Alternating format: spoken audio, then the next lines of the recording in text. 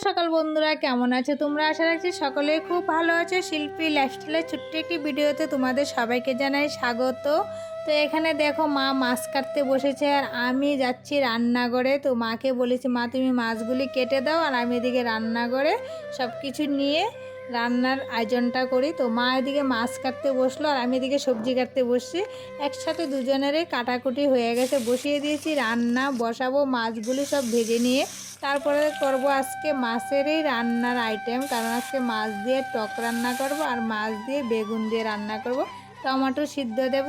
আর দেখো টকটা বন্ধুরা, টমেটো তো টক লাগে না, তার জন্য আলাদা একটু টক দিলাম। আমের দিনে শুকনো আম, কাঁচা আম শুকিয়ে আমসি বানিয়ে রেখেছি, সেগুলো একটু দিয়েছি।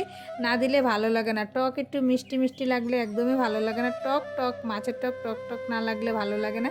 তো তোমাদের সাথে বক বক করতে করতে আমার মাছের টক হয়ে গেল, বসিয়ে দিলাম তরকারির পোড়ন দিয়ে মশলাটা ভেজে নিচ্ছি। বেগুন দিয়ে মাছ দিয়ে রান্না করব। তো আজকে মাছগুলো দেখে না খুব সুন্দর লাগলো। রাস্তায় আমি গিয়েছিলাম, ওখান থেকে মাছগুলো কিনে নিয়ে এসেছি। কারণ অনেক ধরনের মাছ আছে, চ্যাং মাছ, খৈলসা মাছ, পুঁটি মাছ, শিঙি মাছ। তো আমার ছেলে মেয়ে কিন্তু খাইতে চায় না, আজকে আমি বকা টকা দিয়ে খাওয়াবো। তো যাই হোক, তোমাদের সাথে বকবক করতে তো রান্নাটা হয়ে গেলো। ছেলে মেয়েকে স্নান করিয়ে দিয়েছি, তো ওদেরকে খাইয়ে দিয়ে স্কুলে পাঠাবো। আমারও খুব তাড়াহুড়ো, আমি যাব আবার মাল নিয়ে, কাস্টমারের বাড়িতে ফোন এসছে। তো ওদেরকে রেডি করে পাঠিয়ে দিচ্ছি স্কুলে, আমি নিজেও রেডি হয়ে যাচ্ছি বন্ধুরা।